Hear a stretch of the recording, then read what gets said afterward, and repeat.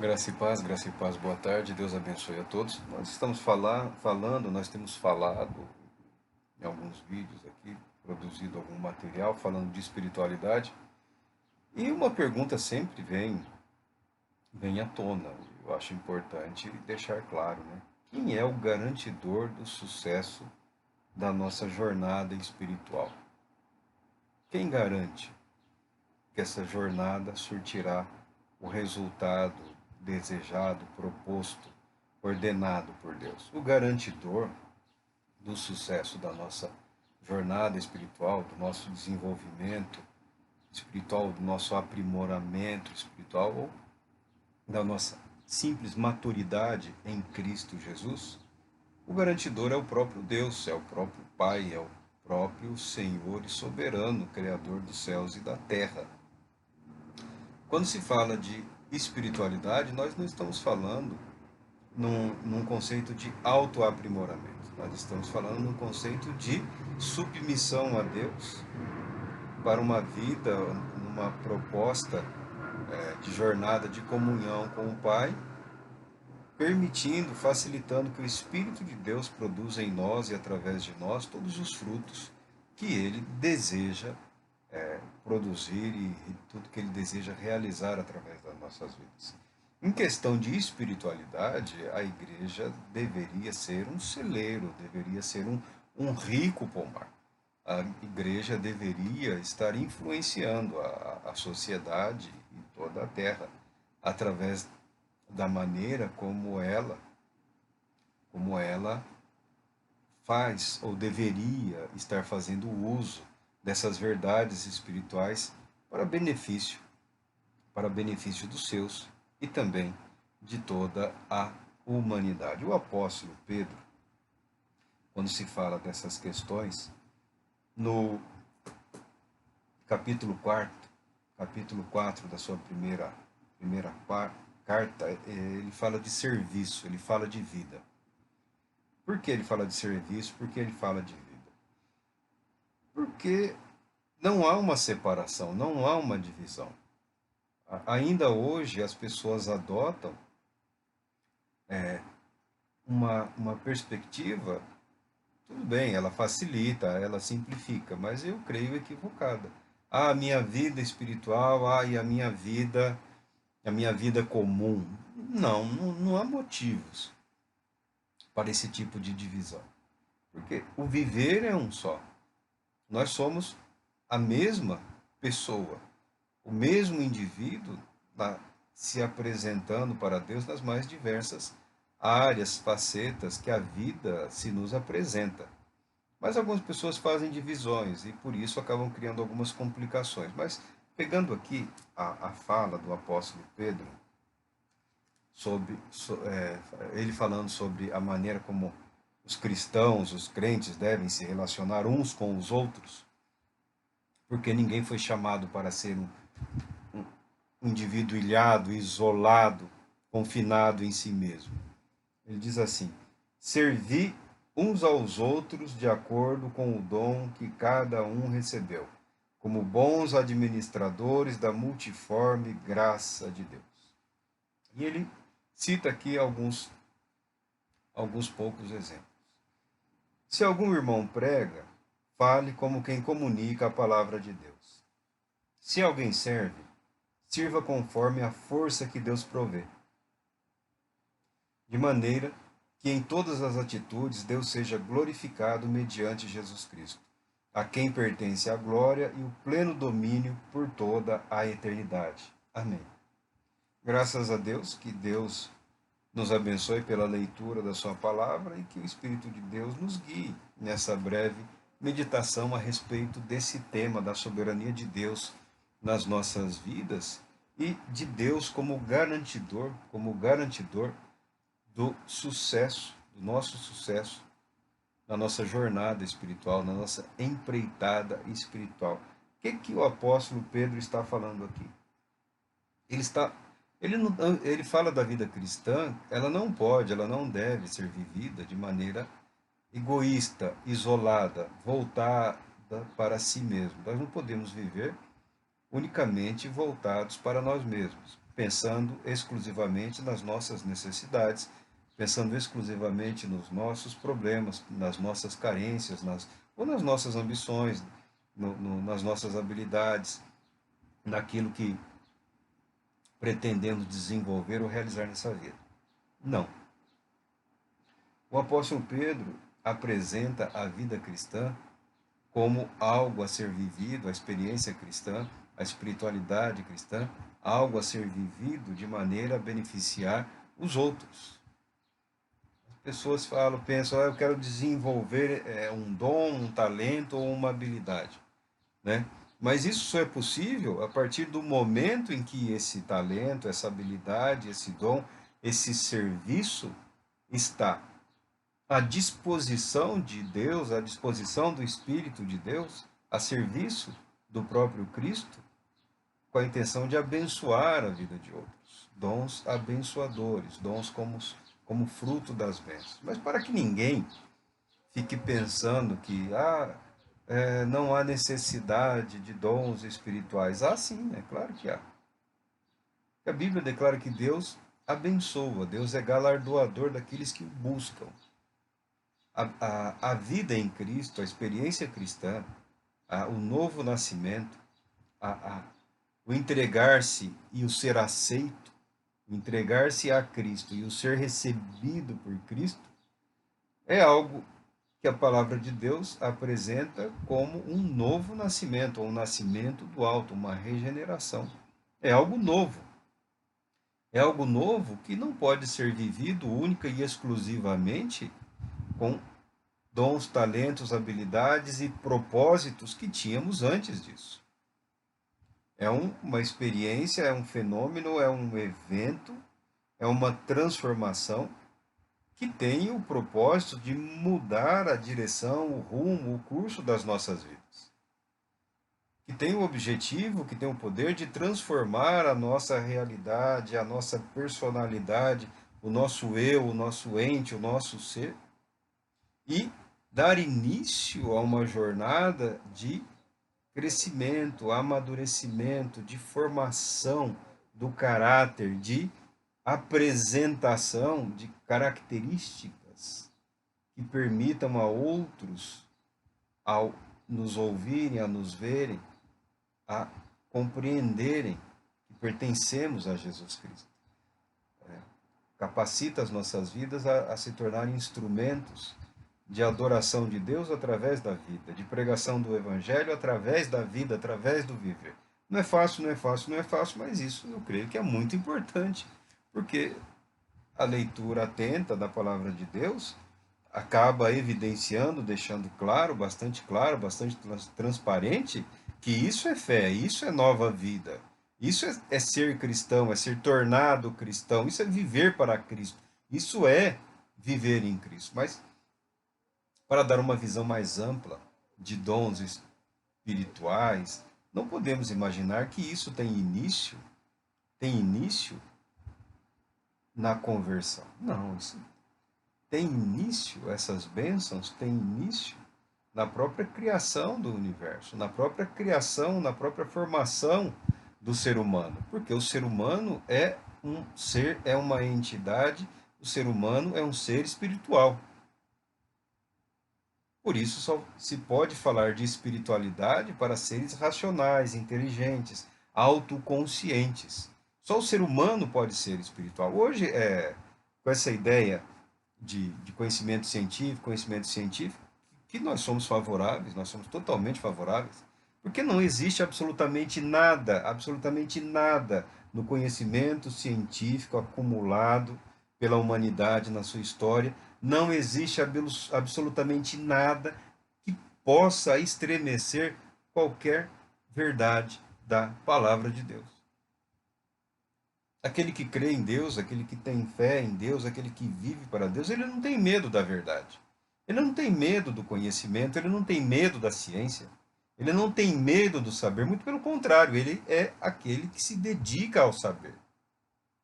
Porque ele pretende na sua vida expressar a verdade de Deus para outras pessoas. Então essa conversa, essa inimizade, essa suposta batalha entre a fé e o conhecimento, isso foi desenvolvido em algum momento por questões político-religiosas, por questão de dominação política, por questão de dominação econômica, tá? Não tem nada a ver com a verdade da fé cristã, não tem nada, não tem nenhuma relação com a verdade do Evangelho, com a verdade das Escrituras. Quando nós começamos, eu prefiro sempre, quando se fala de dons espirituais e espiritualidade, eu prefiro sempre uma abordagem mais abrangente. Nós vamos deparar aqui com alguns textos, algumas leituras, algumas ideias, mas eu gosto da abordagem abrangente porque ela coloca as coisas no seu devido lugar. Ela coloca a humanidade, a espiritualidade no seu devido contexto, na sua devida e merecida posição para aqueles que desejam travar essa jornada, essa batalha, essa luta, esse embate, para quem deseja expressar na sua vida essa fé, essa devoção, para quem deseja ser instrumento útil nas mãos de Deus. A primeira vez que eu entrei nesses estudos, as pessoas ainda eram do tempo daqueles aqueles manualzinhos, aquelas apostilinhas de dons espirituais, um falava de 9, 11, 13, 12, 20, 30. As pessoas são muito preocupadas com isso. E vários textos da palavra de Deus enumeram algumas classes, algumas categorias, né? Algumas administrações, algumas manifestações, operações ou realizações. Mas nenhum texto está preocupado em apresentar tudo o que é possível apreendermos da palavra de Deus sobre o tema. Então, o que você pode fazer? Tá, eu quero saber de dons, dom espiritual, de bênção. Então, você leia, vai lendo a Bíblia e você verá o Espírito de Deus agindo, abençoando. Nisso, eu abri aqui no livro de Gênesis, que diz assim, no princípio, Deus criou os céus e a terra. No princípio. Gênesis, capítulo 1, versículo 1. Essa Bíblia que eu tenho aqui é uma Bíblia comentada. Eu tinha abandonado Bíblia comentadas há muito tempo, porque eu tenho material, os comentários apartados da Bíblia. Durante um tempo eu queria a Bíblia só para ler a Bíblia, e ainda gostaria de ter a Bíblia só para ler a Bíblia.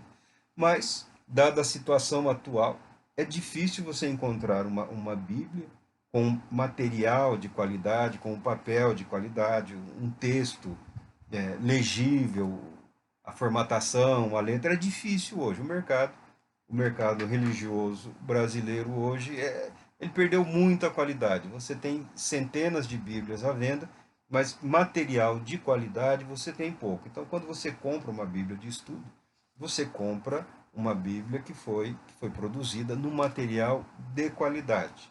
Um papel que vai suportar o manuseio por mais tempo, uma letra num tamanho bom, um tipo de letra que é legível, né? Os espaços, a capa, a encadernação. Você compra um produto de qualidade, não é um objeto para ficar parado na estante, é um objeto que será manuseado, lido e estudado.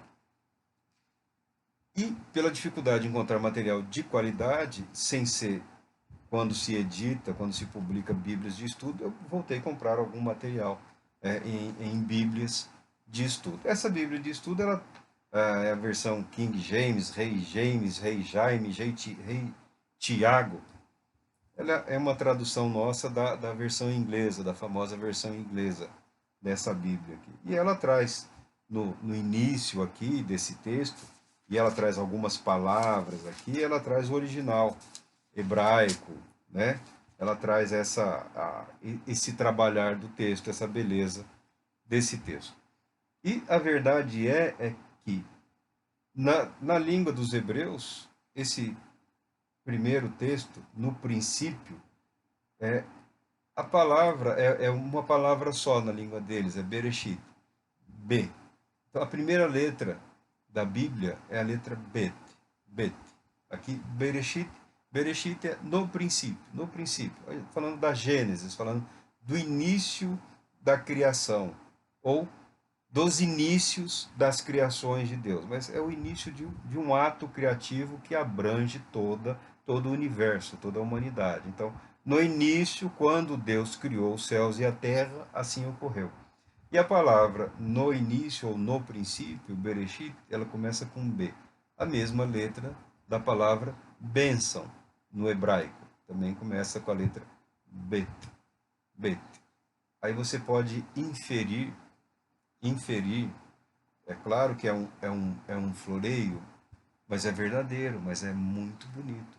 Ah, é uma alegoria, mas é muito bonito. E expressa a verdade.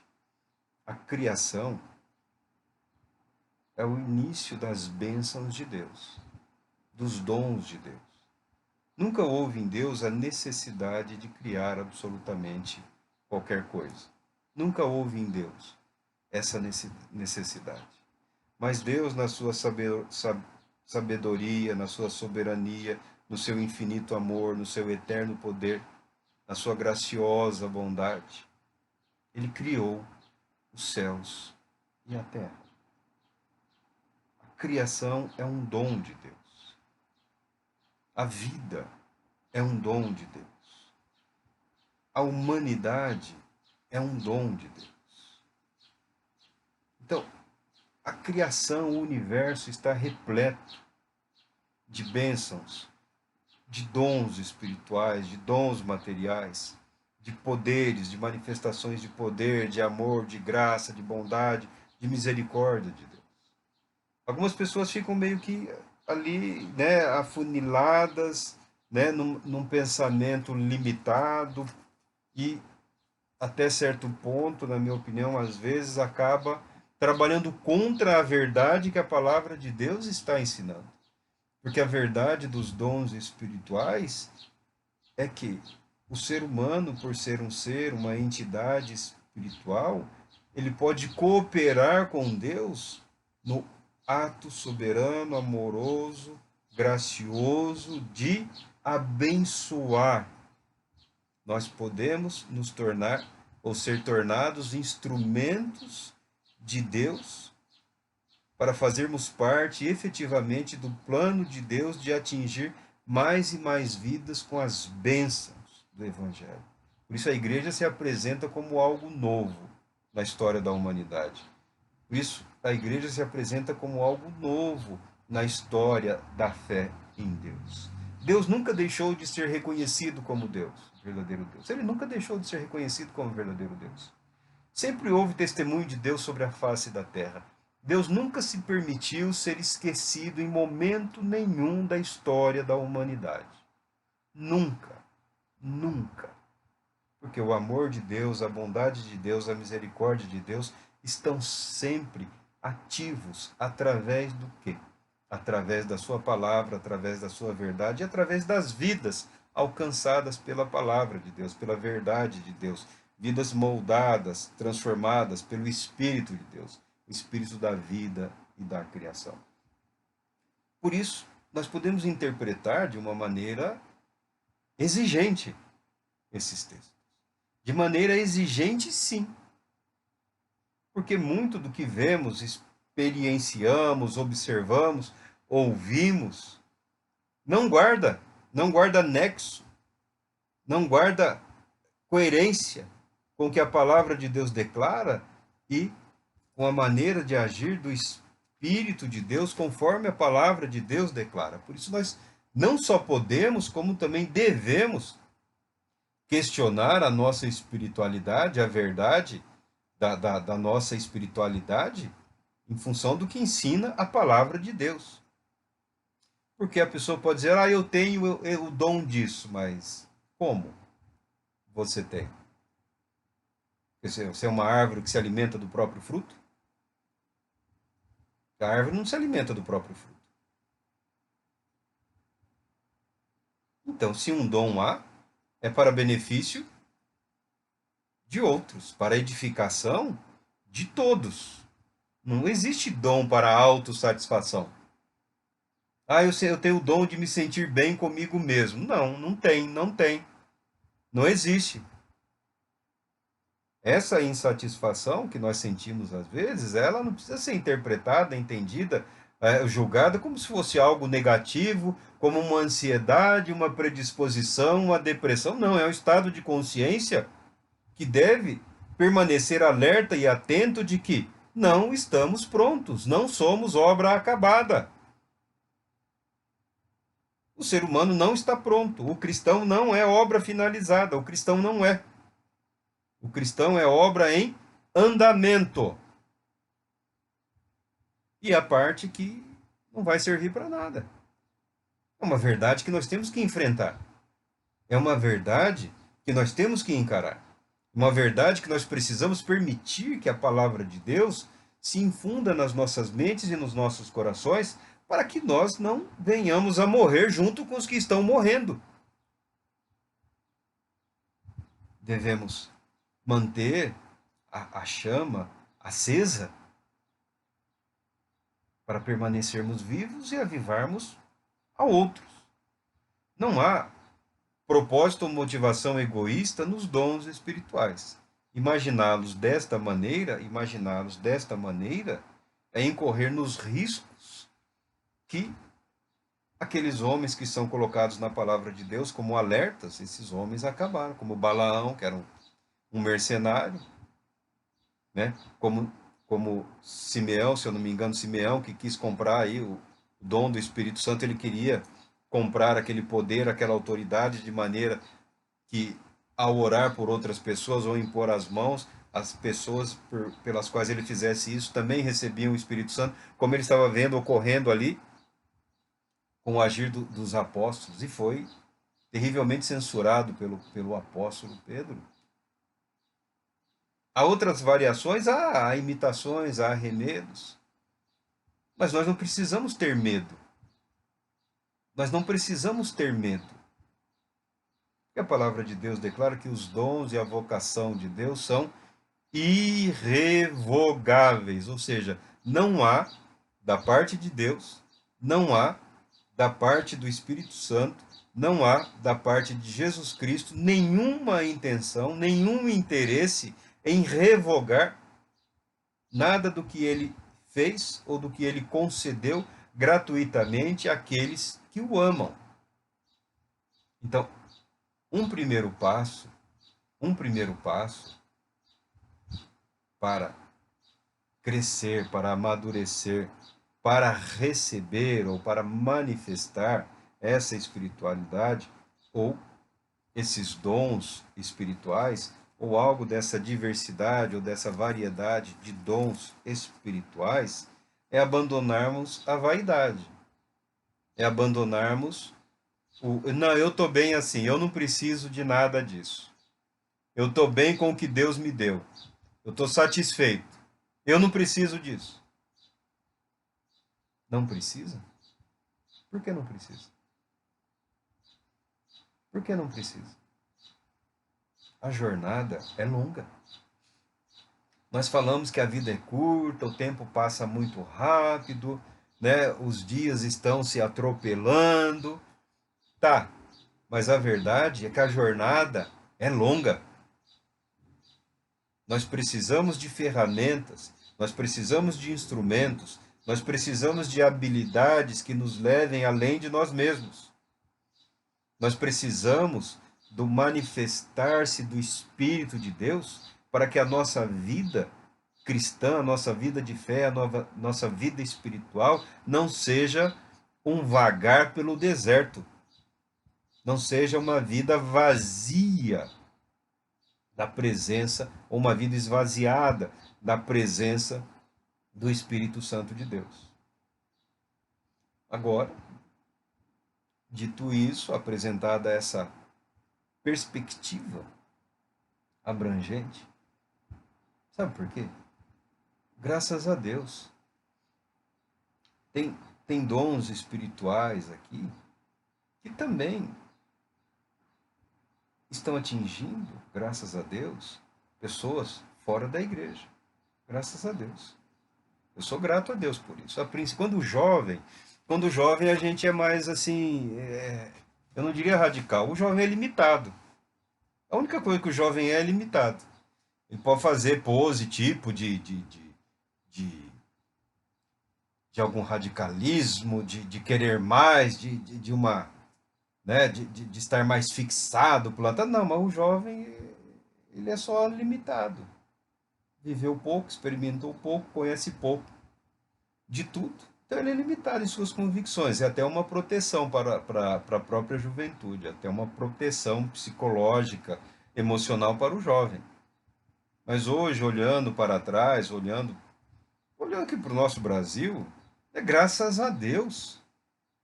Graças a Deus. Se o Espírito de Deus não tivesse agindo além das fronteiras da igreja, das igrejas, como nós falamos, você já parou para pensar a quantidade de mortos durante essa epidemia? A quantidade, a violência, como ela poderia ter se alastrado por conta da miséria, da fome, do medo, do desespero? Porque as igrejas, de um modo geral, foram um péssimo exemplo. Foram um péssimo exemplo. Foram um exemplo de mesquinhez, de egoísmo, de arrogância. Foram um exemplo de um festival de isso não existe, que foi uma coisa vergonhosa. A igreja, palavra de sabedoria, palavra de conhecimento, nada. Falar de acordo com os oráculos de Deus, nada. Dons de curas, uma coisinha maciça, né? Uma coisinha maçante, uma coisinha sem vida, uma preocupação com o próprio umbigo. Mas graças a Deus, porque Deus, na sua infinita graça e misericórdia, atinge até mesmo pessoas fora da igreja. Às vezes até o cara nem quer saber de Deus, mas ele é um ser espiritual, ele é um ente espiritual. Pode não estar operando nele a graça salvadora. Pode não estar operando, muito embora o espírito da salvação está agindo na vida daquela pessoa. Porque a vida que é sustentada nele, o fôlego de vida que flui, que se manifesta na vida daquele indivíduo, é o mesmo espírito de vida que atua, que se expressa através da minha vida. Se a consciência dele, se a espiritualidade dele não é capaz de reconhecer isso, por enquanto, isso é algo que ele vai se entender com Deus, mas Deus nunca deixará de ser Deus em relação à sua criação, porque o ser humano se recusa a se conscientizar da realidade da presença dele nas coisas que acontecem ou deixam de acontecer nesse mundo, nessa criação. Porque toda a criação é dom de Deus. Todo o universo é bênção de Deus. Toda vida é vida proveniente da vontade de Deus, do agir de Deus. Não há vida que tenha surgido no universo que o fez por conta própria.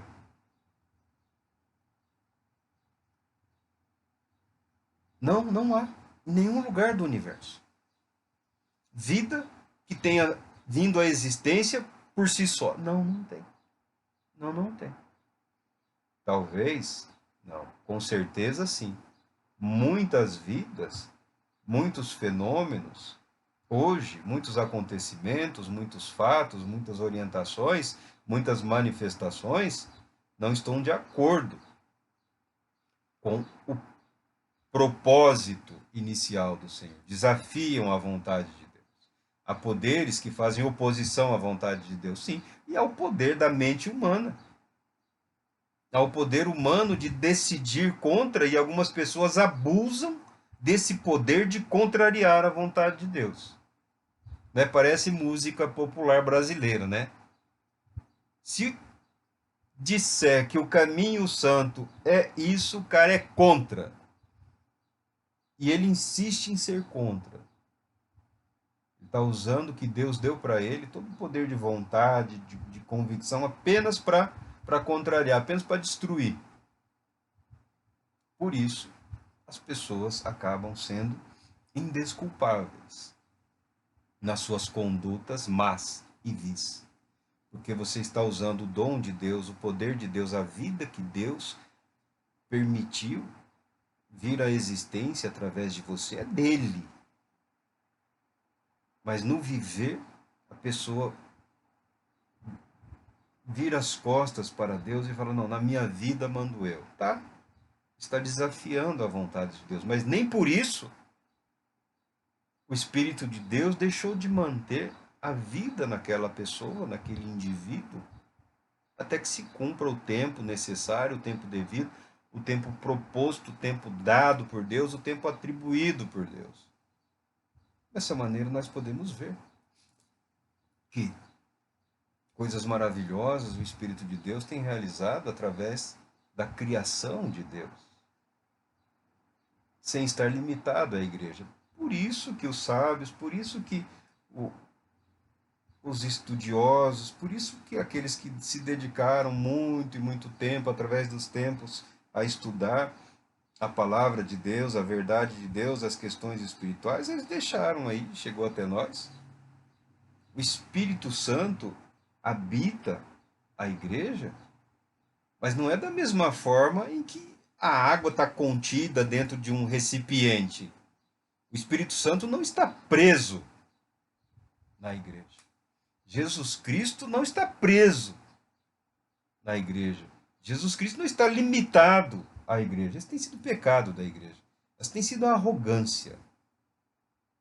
Toda vez que a igreja ou a instituição igreja, através da história, estudar a história da igreja é interessante, toda vez que a igreja quis se confundir com o reino de Deus, os líderes acabam se confundindo como se fossem o próprio Deus. Começam a agir como se fossem a voz de Deus entre os homens. Uma aberração, contrariando tudo que está escrito. Aí você vê, através da história, as tragédias que aconteceram. Mas nem por isso a verdade do Evangelho desapareceu. Nem por isso a verdade do amor, da misericórdia e da graça de Deus desapareceram da face da terra. A graça, a bondade, o amor de Deus têm permanecido e permanecerão até o tempo do fim. E no tempo do fim você descobre que não tem fim. Abrem-se as portas para a eternidade. Por isso, iniciamos a nossa apresentação por Apocalipse. Que as pessoas interpretam Apocalipse como o quê? Como o fim do mundo, como destruição, como morte, como fogo, enxofre, pedras caindo do céu. Mas se você prestar atenção, se você olhar atentamente, Apocalipse é a revelação, é a revelação de Jesus Cristo, é o descortinar da eternidade, invadindo definitivamente a humanidade e a conduzindo para a eternidade. Nesse processo, alguns ficarão de fora. Mas no tempo do fim, a grande verdade a ser revelada àqueles que creem é que não tem fim. É que no tempo do fim, inicia-se a eternidade para nós. Os céus invadem a humanidade. O eterno passa a habitar permanentemente, de forma revelada, a sua criação. O domínio de Deus se estende a toda a sua criação.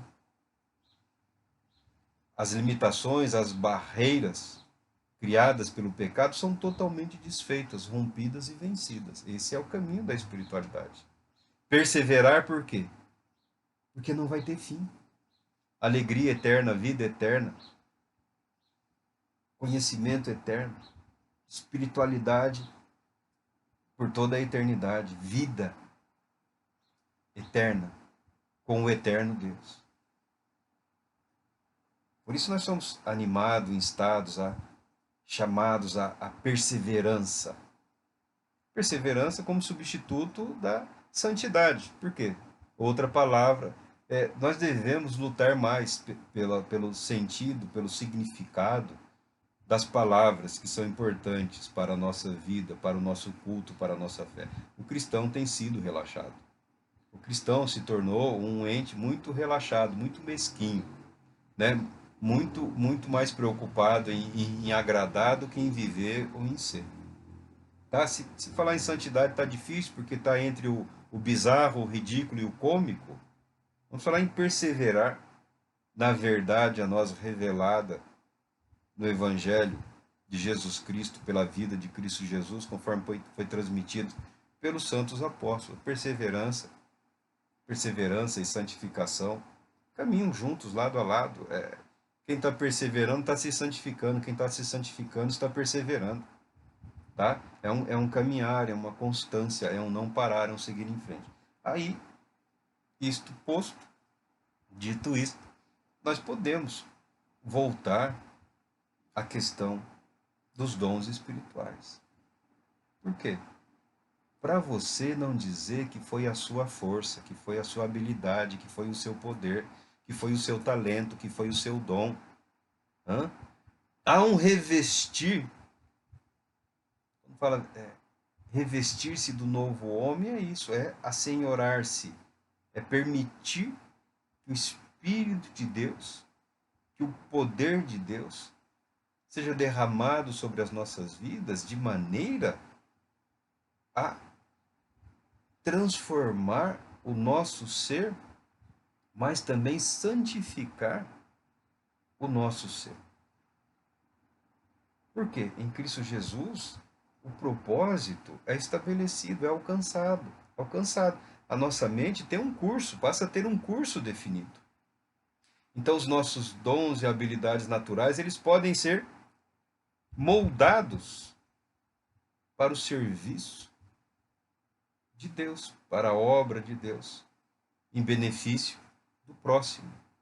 Mas ainda assim que dons, habilidades e talentos possam ser revestidos pelo Espírito Santo, ainda assim o Senhor Deus, que não é mesquinho, ele concede mais. Ele concede mais. Ele abre as portas da eternidade, concedendo ao cristão hoje uma antecipação de poderes eternos. A eternidade invade a humanidade de maneira a nos salvar, a nos regenerar, a nos conduzir, mas também de maneira a nos instrumentalizar para que sejamos úteis a Deus e para que possamos reconhecer que é o Espírito de Deus agindo em nós e através de nós com o propósito de abençoar o outro, de abençoar o próximo. Tá? Questões essas, posições essas, né, que partes da igreja têm ignorado perigosamente. Por isso que nós alertamos aqui, há um grupo, há grupos, há facções hoje, há um pensamento hoje misturado no pensamento cristão, no pensamento evangélico, que lembra o nazismo, que lembra o fascismo, né? E estava lá mascarado num discurso de santidade, estava lá mascarado num discurso de pureza, num discurso de retidão, num discurso de moralidade, mascarado, maquiado por um discurso de valores, maquiado, mascarado, travestido de um discurso de espiritualidade. Mas era só nazismo, é só nazismo. É só egoísmo, é só ganância, é só o ódio. É só o medo. Todas as podridões que habitam na mente e no espírito humano que precisam ser arrancados, que precisam ser afastados, que precisam ser retirados da vida daquele que está em Cristo Jesus. Na dinâmica em que esse mal, que esse ódio, que esse ópio, que essa droga, que esse espírito maligno é arrancado, é ceifado, Deus não permite o criar uma cicatriz, um calo, ou uma carência, ou um quadro de dependência. O Espírito de Deus supre o espírito humano em absolutamente tudo que ele necessita para viver verdadeiramente para Cristo Jesus. E também acrescenta além do que nos é necessário, de maneira que possamos doar aos outros. É o único motivo pelo qual eu posso pensar que um cristão possa imaginar enriquecer ou prosperar, que é para ajudar a outros, que é para abençoar a outros, não é isso? Porque se é um dom, se é um agir soberano de Deus na vida do indivíduo, ou através da vida daquele indivíduo, a coerência, o ensinamento, a doutrina cristã, é que aquilo que vai além de nós tem o objetivo de alcançar a outros. Mas antes de falarmos de questões materiais, devemos falar sim de questões espirituais, de dons espirituais. Aí chegamos aqui na carta de Paulo aos Coríntios aqui, ele diz assim, a respeito dos dons espirituais, não quero, irmãos, que tenhais desconhecimentos, ou o quê? Então, a igreja dos Coríntios, né? Eu sei que é uma igreja muito mal afamada, né? Tem alguns fanáticos aí que falam que a igreja dos Coríntios provam o fracasso dos dons espirituais. Olha que vagabundo. Olha que sem vergonha. Olha que ordinário. Olha o indivíduo negando a própria palavra de Deus. A igreja dos Coríntios prova a necessidade dos dons espirituais.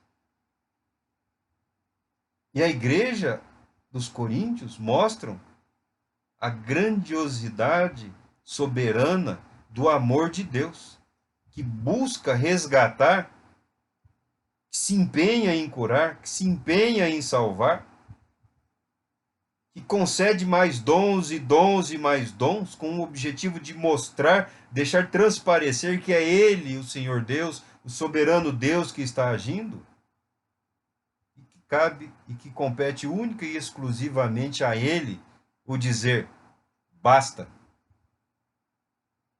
e não a nós, e não a nós. Tem muitos ensinadores aí, tem muitos mestres aí, tem muitas pessoas até sinceras, né, que se apresentam assim como ortodoxos, né? Jesus Cristo é suficiente e ponto. Jesus é suficiente para tudo, tá? É ponto final ou a partir daí nós construímos a verdade? É tanto um ponto final, é uma verdade final, a nossa suficiência em Cristo Jesus. É um ponto final porque a partir daí uma nova realidade, uma verdade, uma dimensão espiritual é acrescentada à nossa vida e a nossa vida é mudada, é trabalhada. Uma finalidade estabelecida, mas é um processo em andamento, porque o cristão não é obra acabada, porque se for, pode fechar tudo, pode parar tudo, porque glorifica-se a tudo e pouco se glorifica a Deus através do viver. É um desafio que precisa ser enfrentado, aceito, porque é difícil, tá? E nos colocarmos em submissão. A partir do momento que você aceita o desafio como verdadeiro, como difícil, a partir do momento que você entende a jornada como uma jornada longa, árdua, severa, cheia de perigos, você se dispõe a receber mais daquele que tem mais do que o suficiente.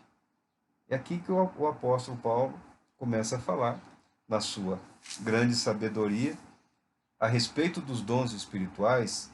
Não quero que vocês, não, irmãos, não quero que tenhais desconhecimento ou que sejais ignorantes. Tá, mas o que ele quer dizer é o seguinte, a respeito dos dons espirituais, é importante que vocês tenham um conhecimento e uma comunhão verdadeira com o Espírito de Cristo, para que os dons do Espírito se manifestem e operem na vida de vocês de maneira a glorificar o nome de Deus e que a verdade de Deus alcance outras vidas através de vocês. Não é questão de faltar ou não faltar dons. A questão é a comunhão, o conhecimento, a nova vida não estava sendo gerada. A partir do manifestar de dons espirituais, então tá bom, o dom está aqui, até logo. Vou voltar para a velha vida. O dom está aqui. Não, Deus tem algo a realizar naquele lugar. Eu vou lá. Não, não falou para não ir. Por que você está indo? Não, o Espírito de Deus está comigo. Meu irmão, não somos nós que estabelecemos a rota. Hã? A nós foi proposta uma caminhada, uma jornada. O roteiro é o do Senhor Jesus. Ah, mas eu decido. Tudo bem. Você decide. E, na maioria das vezes, vai quebrar a cara, vai decidir não em conformidade com a vontade de Deus. Porque espiritualidade pode ser um lugar seguro, um lugar de descanso. Espiritualidade é um momento de repouso na batalha, de se reabastecer, de descansar sem estar de férias, de ter as energias e as forças restauradas, renovadas, sem precisar sair, fugir do calor da batalha. Espiritualidade é aprender a manter aí a respiração, o batimento cardíaco em níveis aceitáveis, porque a caminhada é longa, a jornada é longa. E nós não escolhemos o caminho. O caminho nos foi apresentado pelo soberano Deus. O caminho é Jesus Cristo, aquele mesmo que fala: quem quer vir após mim, quem quer ser meu discípulo, quem quer me seguir, pegue a sua cruz, pegue. Vai lá, pega, tá? Ah, mas eu não. Você, eu tô caminhando, mas eu. Então pode voltar lá e pegar a sua cruz. Você tá andando de alegre aí. Pegue a sua cruz e pega o mapa do seu Calvário, porque é para lá que você vai. Você terá que enfrentar. Você terá que passar. É seu. O Calvário é seu. A batalha é sua. A luta é sua. A vitória vem de Deus. Por isso o apóstolo Paulo fala: não quero que vocês sejam não só ignorantes, porque não faltava a informação. Não estavam ausentes os dons. Não estavam ausentes a operação. O que estava ausente aqui nessa igreja? A comunhão. A comunhão. Ainda que o Senhor Deus tivesse derramado, como o fez em todas as igrejas, como o fez sempre através da história, ainda que o Espírito Santo tivesse habilitado, capacitado, concedido dons, a parte da comunhão humana, do dispor-se a viver em submissão ao Deus soberano, do dispor-se a viver em função da palavra do eterno e todo-poderoso Deus, isso estava faltando na igreja dos Coríntios. Ah, o Espírito Santo está atuando, então isso significa que nós fomos aprovados. Não. Significa que Deus é fiel. Significa que Deus é fiel. Que nunca permitiu e nunca permitirá que nada falte àqueles que são dele. Dons espirituais é uma questão de fidelidade de Deus. Retidão, integridade, espiritualidade, caráter cristão, só é possível com a nossa cooperação. Como ministro de Deus, como cooperadores de Cristo, como viventes em comunhão com o Espírito Santo. A formação do caráter, o desenvolvimento da personalidade, uma espiritualidade abrangente, capaz de atingir as várias esferas, áreas da nossa vida, só é possível com essa nossa entrega. Dons espirituais é prova da fidelidade e do amor de Deus. Não são garantidores. Não são garantidores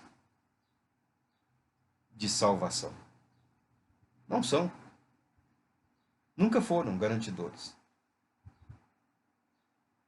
Mas são a expressão do amor, da bondade, da misericórdia, da fidelidade de Deus, a sua palavra, a sua promessa, de maneira que ninguém poderá abrir a boca Ah, Senhor, se eu tivesse. Mentiroso. Cala a boca. O Espírito Santo esteve o tempo todo. A disponibilização, a disponibilidade dos dons sempre esteve. Pronto. Ah, mas eu tive medo.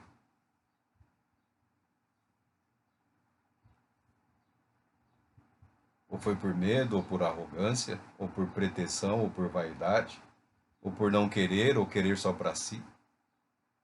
Não vou julgar.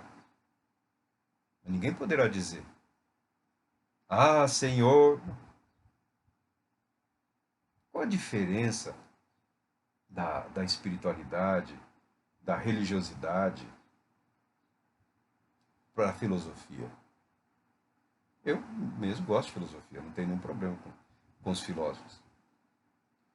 É que a filosofia, o saber pelo saber, ele não gera calo nos joelhos, ele não gera calo na garganta. Pode ver, muito raramente um filósofo vai ter calo no joelho ou nas cordas vocais. Porque a filosofia não gera o prostrar-se diante do eterno. O saber pelo saber não gera adoração. O saber pelo saber não gera devoção. Não gera o culto. Gera a informação, mas não a proclamação, não o clamor, não a invocação. O saber pelo prazer gera muitas coisas. Até a ilusão de poder. Mas a espiritualidade, a religiosidade, a devoção gera o clamor. Gera a adoração, a invocação, o louvor, a expressão de necessidade, a manifestação da gratidão, o prostrar-se em humildade, em reverência, em consciência da indignidade natural do ser humano para com tanto amor e bondade da parte de Deus. Por isso o apóstolo Paulo inicia aqui dizendo: a respeito dos dons espirituais, eu não quero que tenhais desconhecimentos ou que sejais ignorantes. A respeito dos dons espirituais, é fundamental mantermos a comunhão com o Espírito Santo. Que Deus te abençoe. Que Deus te abençoe nessa tarde. Nesse ponto de espiritualidade, nós passaremos a falar um pouco sobre dons espirituais. Deus te abençoe, querendo Ele, retornaremos em breve.